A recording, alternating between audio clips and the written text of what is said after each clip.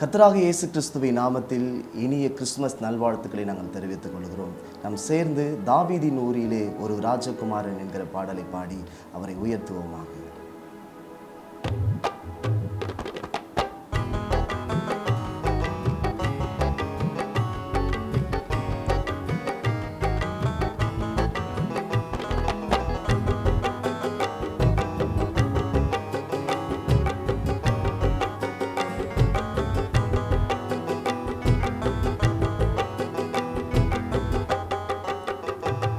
தாவீதின் ஊரிலே ஒரு ராஜகுமாரன், ஒரு ராஜகுமாரன், என்னையாள வந்தவர் என் நேசகுமாரன், என் நேசகுமாரன். தாவீதின் ஊரிலே ஒரு ராஜகுமாரன், ஒரு ராஜகுமாரன், என்னையாள வந்தவர் என் நேசகுமாரன், என் நேசகுமாரன்.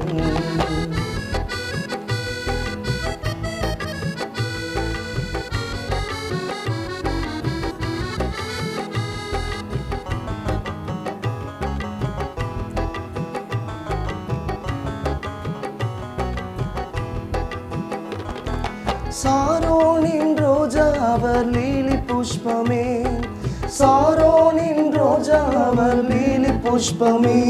அந்த அழகை சொல்லி புகழ என் வார்த்தை போதாது, அந்த அழகை சொல்லி புகழ என் வார்த்தை போதாது. தாவீதின் ஊரிலே ஒரு ராஜகுமாரன், ஒரு ராஜகுமாரன், இணையாள வந்தவர் என் நேசகுமாரன், என் நேசகுமாரன்.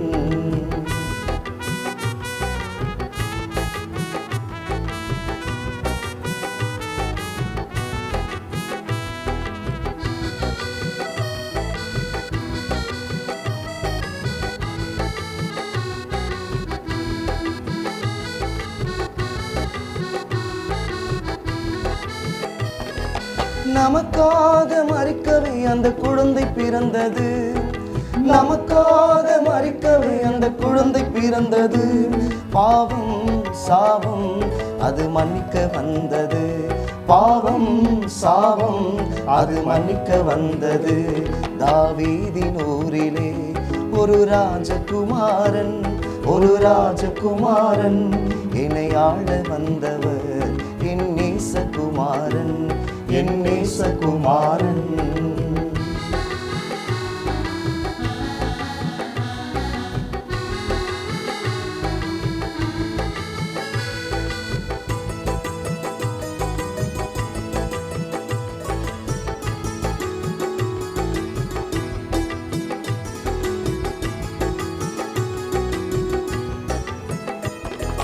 ராஜாதி ராஜன் அவர் துதிக்கு பாத்திரர், ராஜாதி ராஜன் அவர் துதிக்கு பாத்திரர்.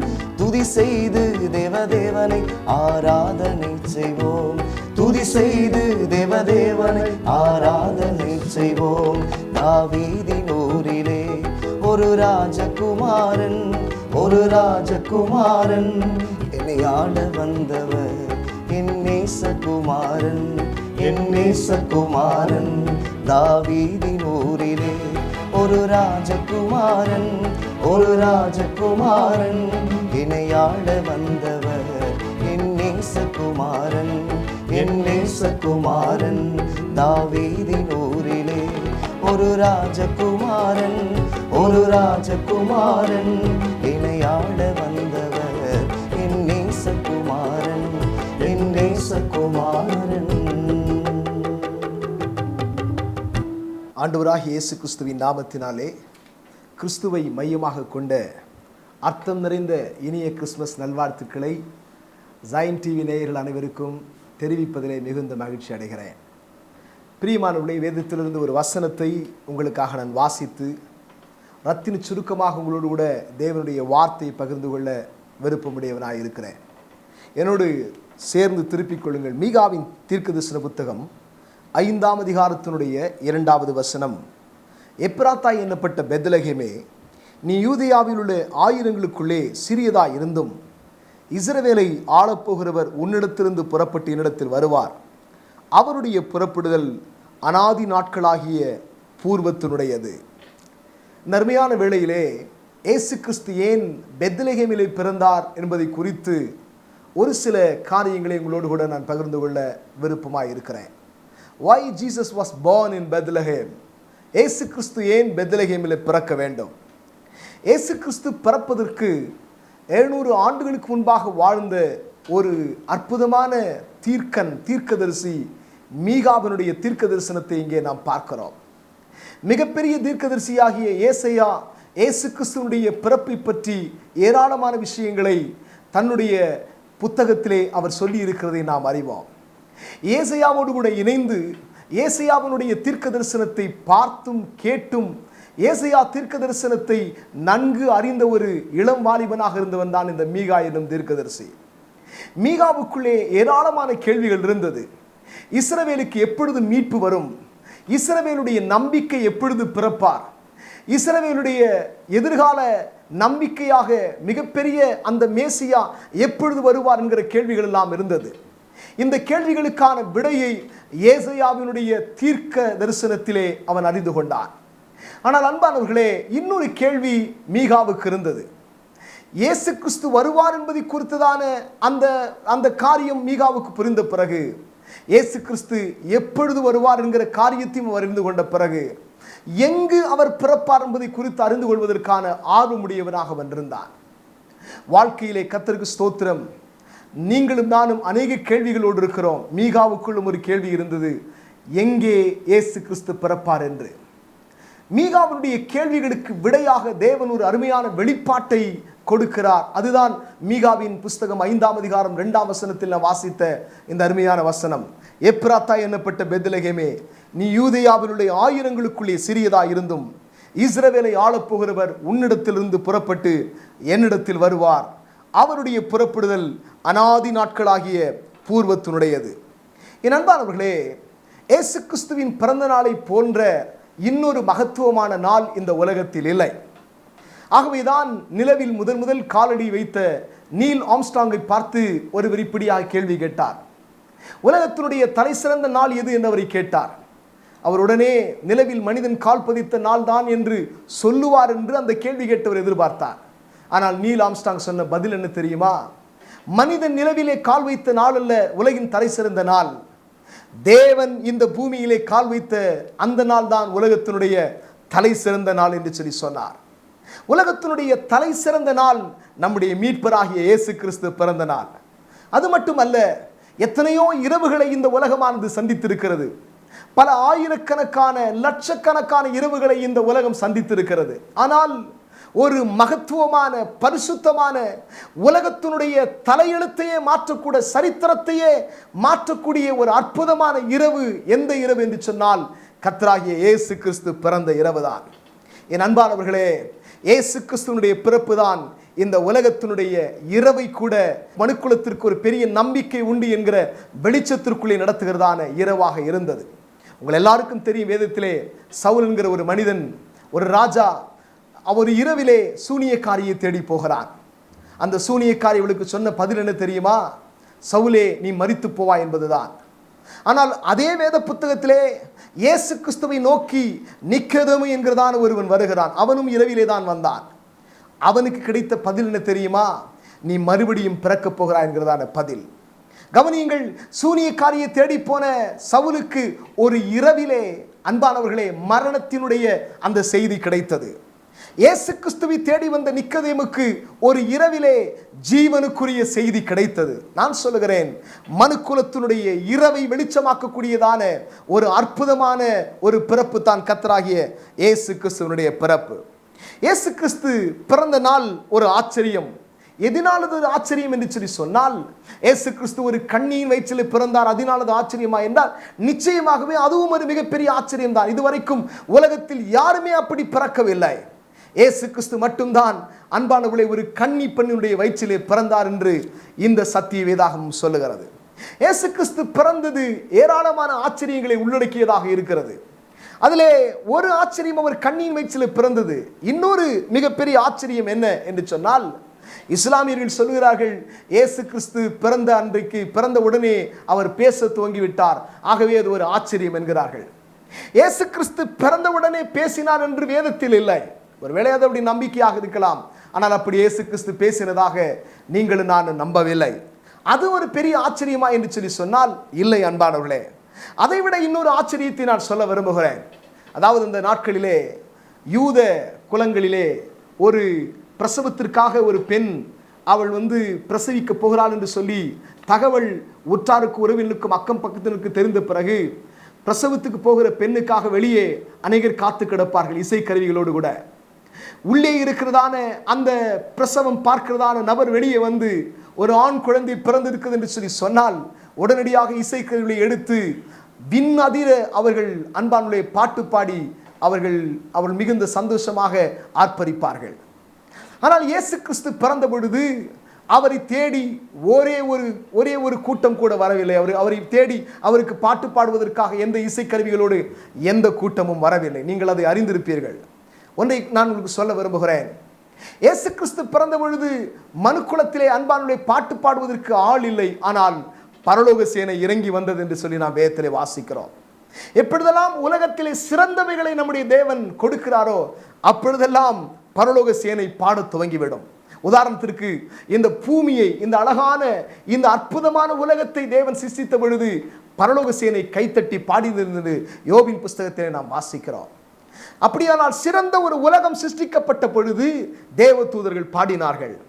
இன்னொரு மிகச்சிறந்த ஒன்றை தேவன் இந்த உலகத்திற்கு தந்தார். அது என்னவென்று சொல்லி சொன்னால் தன்னுடைய ஒரே பேரான குமாரனை அவர் நமக்காக தந்தார்.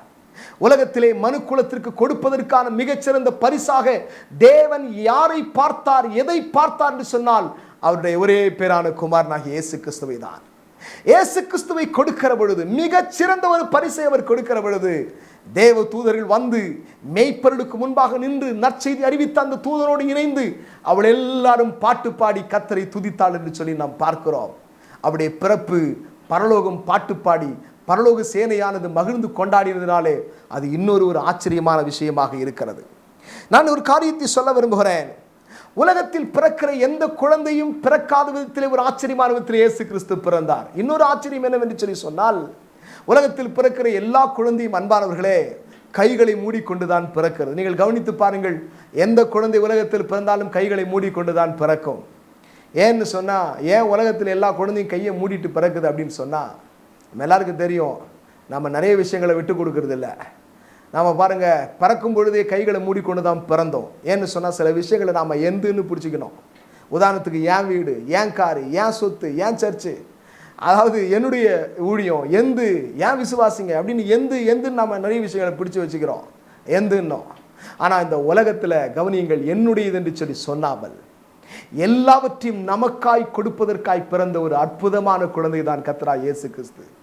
ஆகவேதான் இந்த குடிலெல்லாம் வைக்கிறவர்களை நீங்கள் கவனித்து பார்த்தால் இயேசு கிறிஸ்து அந்த குழந்தை பாலகனாக பிறக்கிற அந்த அற்புதமான அந்த ஒரு சொரூபம் அங்கே இருக்கும். நீங்கள் கவனியுங்கள், அந்த கைகள் மட்டும் விரிக்கப்பட்டதாக இருக்கும். காரணம் என்னவென்று சொல்லி சொன்னால் உலகத்தில் பிறக்கிற எல்லா குழந்தையும் கைகளை மூடிக்கொண்டு பிறக்கிற பொழுது இவர் மட்டும் பிறக்கிற பொழுது கைகளை திறந்து கொண்டு பிறந்தார். என்ன சொன்னார்? என்னுடையதெல்லாம் உன்னுடையது என்று சொல்லி சொன்னார். வருத்தப்பட்டு பாரம் சுமக்குள் நீங்கள் எல்லாரும் என்னிடத்தில் வாருங்கள் என்று சொல்லி சொன்னார். நான் உங்களுக்கு சொல்லுகிறேன், இயேசு கிறிஸ்துவனுடைய பிறப்பில் இருக்கிற இன்னொரு அற்புதமான ஆச்சரியம் என்னவென்று சொன்னால் கைகளை திறந்து கொண்டு பிறந்த ஒரு அருமையான குழந்தை தான் கர்த்தராகிய இயேசு கிறிஸ்துவனுடைய பிறப்பு. இன்னொன்றை நான் சொல்ல விரும்புகிறேன். உலகத்தில் பிறக்கிற எந்த குழந்தையும் பிறக்கிற பொழுது குழந்தையாகத்தான் பிறக்கிறது. அதில் இன்னொரு ஆச்சரியம் கவனியுங்கள், எல்லா குழந்தையும் குழந்தையாகத்தான் பிறக்கிறது.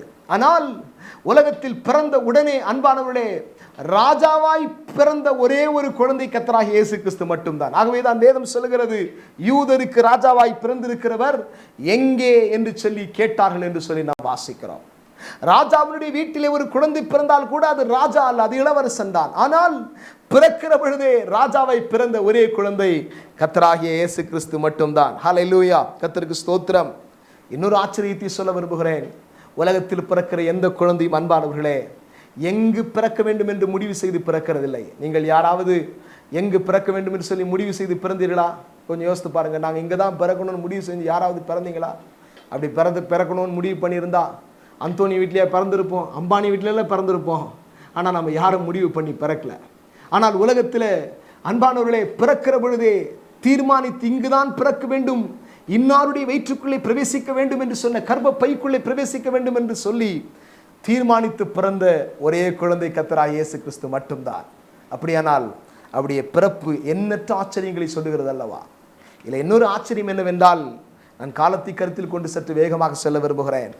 வேதத்தில் சிலருடைய பிறந்த நாளையெல்லாம் நீங்கள் படிக்க முடியும். உதாரணத்துக்கு பார்வோனுடைய பிறந்த நாளை நீங்கள் படிக்க முடியும், ஏரோதனுடைய பிறந்த நாளை நீங்கள் படிக்க முடியும். ஆனால் இயேசு கிறிஸ்துனுடைய பிறந்த நாளை நீங்கள் படிக்கவே முடியாது. இயேசு கிறிஸ்து எப்பொழுது பிறந்தார் என்று நாம் யாருக்குமே தெரியாது. நாம் எல்லாரும் பல்வேறு விதங்களிலே பல்வேறு கருத்துக்களை உடையவளாக இருக்கிறோம். ஆனால் நாம் ஒன்று சேர்ந்து டிசம்பர் 25ஆம் தேதியை கொண்டாடுகிறோம். அதிலே தவறில்லை, அவர் பிறந்தது உண்மைதானே. ஆகினால் ஒரு நாளை நாம் தேர்ந்தெடுத்து அதை கொண்டாடுகிறோம். ஆனால் ஒன்றை சொல்ல விரும்புகிறேன், பார்வோனுடைய பிறந்த நாளை நாம் வேதத்தில் வாசிக்கிறோம், ஏரோதனுடைய பிறந்த நாளை நாம் வேதத்தில் வாசிக்கிறோம். அன்பானவர்களே, அவர்கள் தங்களுடைய பிறந்த நாளை பதிவு செய்திருந்தார்கள். ஆச்சரியம் என்னவென்றால், கவனியுங்கள், அவர்கள் தங்கள் பிறந்த நாளை பதிவு செய்தார்கள். இன்றைக்கு உலகத்தில் ஒருவர் கூட பார்வோனுடைய பிறந்த நாளை கொண்டாடுகிறதில்லை. உலகத்தில் ஒருவர் கூட ஏரோதனுடைய பிறந்த நாளை கொண்டாடவில்லை. ஆனால் உலகத்தில் தன் பிறந்த நாளை சொல்லாமலேயே தன் பிறந்த நாளை மறைத்து வைத்தவருடைய பிறந்த நாளை உலகமே கொண்டாடுகிறது என்று சொன்னால் எவ்வளவு ஆச்சரியம் நிறைந்த ஒரு அற்புதமான பிறப்பு கர்த்தராகிய இயேசு கிறிஸ்துவினுடைய பிறப்பு என்பதை கவனியுங்கள். இயேசு கிறிஸ்து தன்னுடைய பிறந்த நாளை பற்றியோ தன்னை குறித்தோ அன்பானவர்களே அவர் பேசவே இல்லை. இன்னும் சொல்ல விரும்புகிறேன், தன்னை பற்றி ஒரு கைப்பிரதி அளவு கூட எழுதாதவர் கர்த்தராகிய இயேசு கிறிஸ்து. ஆனால் இன்றைக்கு உலகத்தில் அதிகமான புத்தகங்கள், லட்சக்கணக்கான புத்தகங்கள் அவரை பற்றி தான் எழுதி கொண்டிருக்கின்றன, அவரை பற்றி தான் பறைசாற்றுகின்றன. எந்த பல்கலைக்கழகத்துக்கும் போய் படிக்காதவர் கர்த்தராகிய இயேசு கிறிஸ்து. ஆனால் இன்றைக்கு உலகத்தின் பல்வேறு பல்கலைக்கழகங்களிலே, ஆயிரக்கணக்கான பல்கலைக்கழகங்களிலே அவர் பேசப்படுகிறார், அவர் பிரசங்கிக்கப்படுகிறார். ஒரு கைப்பிடி மண் கூட அவருக்கு சொந்தமாய் இந்த உலகத்தில் இருக்கவில்லை, தலை சாய்ப்பதற்கு இடமில்லை என்று சொல்லி சொன்னார். வேத பண்டிதர் சொல்கிறார்கள், அவரிடத்தில் 2 வஸ்திரம் இருந்தது என்கிறார்கள். அந்த 2 வஸ்திரத்தை கூட ஒன்று உங்களுக்கு தெரியும், லேகியோன் பிசாசு பிடித்தவன் நிர்வாணமாயிருந்தான், பிறகு அவனை சந்தித்த பொழுது அவன் வஸ்திரம் தரித்தவனாய் இருந்தான் என்று வாசிக்கிறோமே. ஒரு வஸ்திரத்தை அவனுக்கு கொடுத்து விட்டார் என்று சொல்லி வேத பண்டிதர் சொல்கிறார்கள். அப்படியானால் இன்னொரு வஸ்திரத்தை கூட சிலுவையிலே அவர் அன்பானவர்களே கொடுத்து விட்டார். கவனிங்கள், இயேசு கிறிஸ்துவுக்கு ஒரு கைப்பிடி மண் கூட இல்லை, எல்லாவற்றையும் அவர் கொடுத்து விட்டார். ஆனால் இன்றைக்கு கவனியுங்கள் அன்பானவர்களே, உலகத்தில் கோடிக்கணக்கான உள்ளங்களுக்கு அவர் சொந்தக்காரராக இருக்கிறார். அவர் தனக்கென்று ஒரு வீட்டை கூட கட்டிக்கொள்ளவில்லை, ஆனால் ஆயிரக்கணக்கான வீடுகளிலே இன்றைக்கு அவரை ஆராதிக்கிறார்கள். லட்சக்கணக்கான வீடுகள் அவருடைய நாமத்தை உயர்த்தி கொண்டே இருக்கிறது. தன் பிறந்த நாளை சொல்லாத ஒருவருடைய பிறந்த நாளை உலகமே கொண்டாடுவது ஆச்சரியமாக இருக்கவில்லையா? நீங்களும் கூட இயேசு கிறிஸ்துவனுடைய பிறந்த நாளை கொண்டாடுவதற்கு மிகுந்த ஆர்வத்தோடு கூட இருக்கிறீர்கள். நான் உங்களுக்கு சொல்லுகிறேன், கிறிஸ்துவை மையமாய் கொண்ட அர்த்தம் நிறைந்த கிறிஸ்மஸ் பிறந்த நாளை நீங்கள் கொண்டாட வேண்டும் என்று மிகுந்த அன்போடு கூட நான் உங்களை கேட்டுக்கொள்கிறேன். இயேசு ஏன் பெத்லகேமில் பிறந்தார்? அன்பானவர்களே, இயேசு கிறிஸ்து பிரபலமாக வேண்டும் என்று விரும்பியிருந்தால் அவர் ரோம் நகரத்தில் பிறந்திருப்பார். ஏனால் ரோம் நகரத்தில் எது செய்தாலும் அது உலகம் முழுவதும் இந்த நாட்களிலே பிரசித்தமாக இருந்தது. ரோமரிலே பவுல் சொல்கிறார், உங்கள் விசுவாசம் உலகம் எங்கும் பரவி இருக்கிறது என்கிற அர்த்தம் என்ன? ரோம் நகரத்தில் இருக்கிற விசுவாசமே அவ்வளவு பரவி இருக்கும் என்று சொன்னால், இயேசு கிறிஸ்து பிரபலமடைய விரும்பியிருந்தால் அவர் ரோம் நகரத்திலே பிறந்திருப்பார். ரோம் நகரத்தில் அவர் செய்த அற்புதங்கள் உலகம் முழுவதும் பேசப்பட்டிருக்கும். ஆனால் அவர் பிரபலம் அடைவதற்காக இந்த உலகத்திற்கு வரவில்லை. அல்லது அவர் ஏதோ ஒரு கல்வியில் சிறந்த அறிஞராக வேண்டும் என்று சொல்லி அவர் விருப்பமுடையவராக இருக்கிறாரா என்று சொன்னால் அதுவும் இல்லை. அப்படி இருந்திருந்தால் அவர் ஏதேன்ஸ் நகரிலே பிறந்திருப்பார். ஏனால் அங்கே ஏராளமான அறிவாளிகள் நிறைந்திருந்தார்கள். ஏதேன்ஸ் நகரத்தை பற்றி சொல்லுவார்கள், அங்கே இருக்கிற சில பல்கலைக்கழகங்கள், சில பள்ளிக்கூடங்களுக்கு முன்பாக ஒரு வாசகம் வைக்கப்பட்டிருக்குமாம், பலகை வைக்கப்பட்டிருக்குமா, அறிவாளிகள் மட்டும் உள்ளே வரவும் அப்படின்னு இருக்குமா. அப்படி என்று சொன்னால் இயேசு கிறிஸ்து அறிவாளியாக வேண்டும் என்று சொல்லியிருந்தால் அவர் ஏதேன்ஸ் நகரிலே பிறந்திருப்பார். ஆனால் அவர் அங்கே தெரிந்து கொள்ளவில்லை, அதை தெரிந்து கொள்ளவில்லை. ஒருவேளை இயேசு கிறிஸ்து பணக்காரனாக வேண்டும் என்று சொல்லி விரும்பி இருந்தால் அவர் லவோதிக்கேயா பட்டணத்தை தெரிந்து கொண்டிருப்பார். ஆனால் இயேசு கிறிஸ்துவனுடைய நோக்கம் என்னவென்று சொன்னால் மனுக்குலத்தின் தேவை என்ன என்பதை அவர் அறிந்திருந்தார். மனுக்குலத்தினுடைய மிகப்பெரிய தேவை என்ன? மனுக்குலத்தினுடைய மிகப்பெரிய தேவை ஒரு தத்துவ மேதையாக இருந்திருந்தால் தேவன் ஒரு தத்துவ மேதையை இந்த உலகத்துக்கு அனுப்பி இருப்பார். மனுக்குலத்தினுடைய மிகப்பெரிய தேவை ஒரு மதவாதியாக இருந்திருந்தால் தேவன் ஒரு மதவாதியை அனுப்பி இருப்பார். மனுக்குலத்தினுடைய மிகப்பெரிய தேவை ஒரு விஞ்ஞானியாக இருந்திருந்தால் தேவன் ஒரு விஞ்ஞானியை அனுப்பி இருப்பார். மனுக்குலத்தினுடைய மிகப்பெரிய தேவை, அன்பான கர்த்தருடைய பிள்ளைகளே, ஒரு பணக்காரராக இருக்க வேண்டும் என்று சொன்னால் அவர் ஒரு பணக்காரனை அனுப்பியிருப்பார். ஆனால் மனுக்குலத்தினுடைய மிகப்பெரிய தேவை என்னவென்று சொன்னால் மீட்பு மனுக்குலத்துக்கு தேவை என்பதை தேவன் அறிந்திருந்தார். ரட்சிப்பு தேவை என்பதை அறிந்திருந்தார். ஆகவேதான் ஒரு இரட்சகரை இந்த பூமிக்கு அவர் அனுப்பினார்.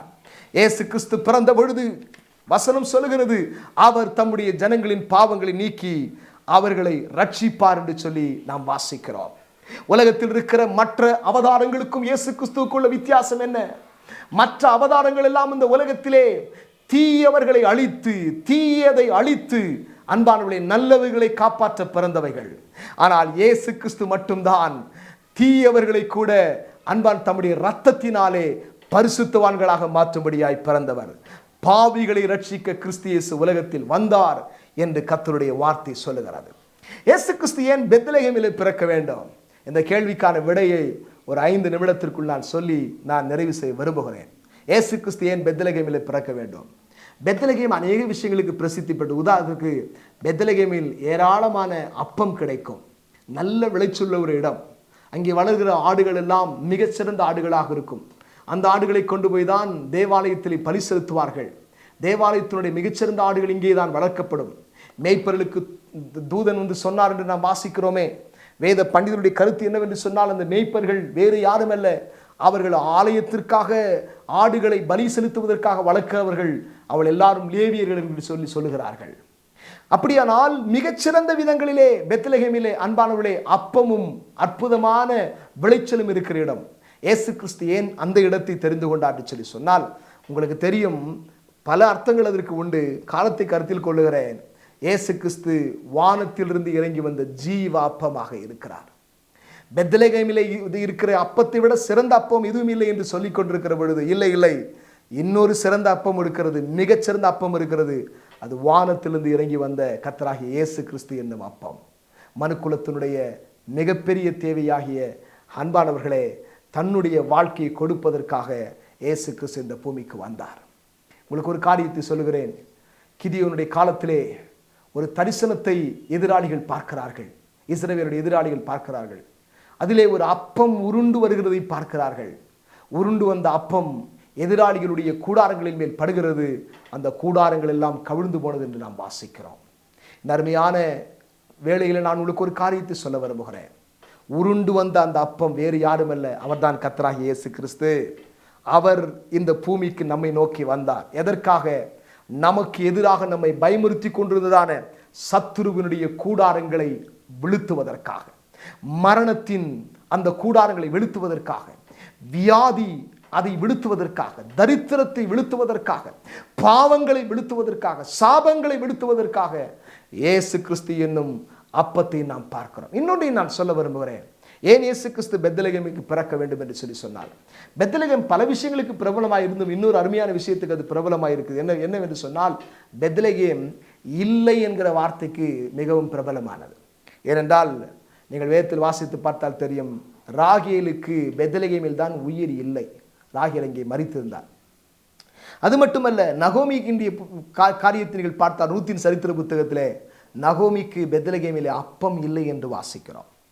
சாமுவேல் தாவீதை அபிஷேகம் பண்ண போகிறான் பெத்லகேமிலே, தாவீது அங்கே இல்லை என்று நாம் வேதத்திலே வாசிக்கிறோம்.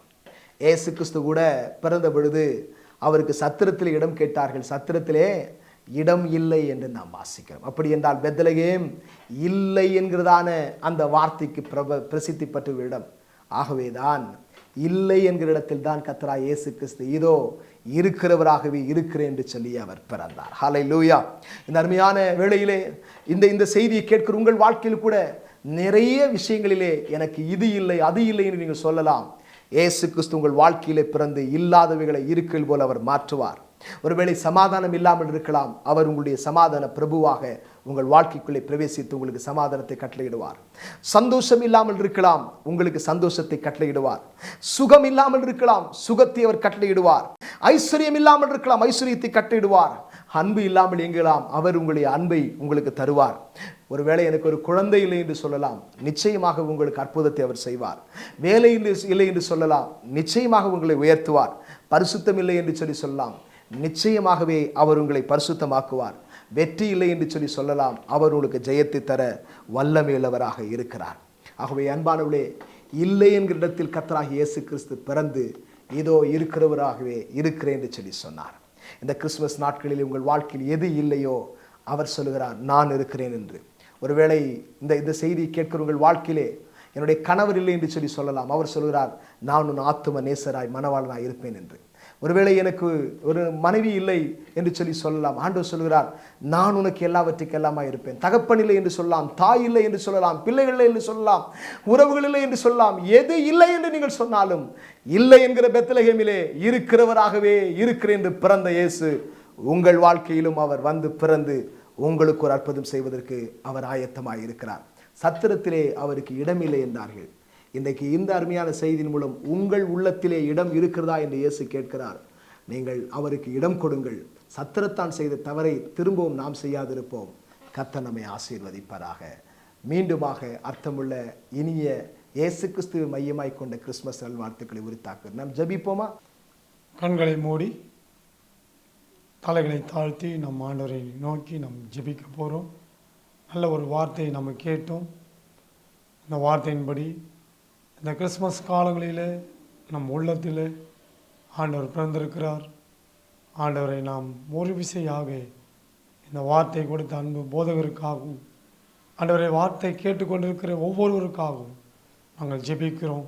ஆண்டவரே, நீர் இன்றைக்கு எங்களோடு கூட இருப்பதற்காக ஸ்தோத்திரம். எங்களை ஆளுகை செய்ததுக்காக நன்றி. இந்த வேளையில் கூட அப்பா டிவியின் மூலமாக பார்த்து கொண்டிருக்கிற அன்பு குடும்பங்களுக்காக நான் ஸ்தோத்திரிக்கிறேன், துதிக்கிறேன்ப்பா. அவங்களையும் ஆசீர்வதியும். எல்லாவற்றையும் ஆண்டவர் நீங்கள் எங்களை கொடுப்பதற்காக நன்றி செலுத்துகிறோம். சேஷித்த வல்லமையினால் எங்களை நிரப்புங்க, ஆளுகை செய்யுங்க. யாவர் மீதும் உம்முடைய ஆசீர்வாதம் என்றென்றைக்கும் நிலைத்திருக்கும்படியாக பிதா குமாரன் பரிசுத்த ஆவியினாலே இந்த ஜபத்தில் எடுக்கிறோம் நல்ல பிதா. FOG ஊழியங்களின் சார்பாக merry Christmas and happy new year.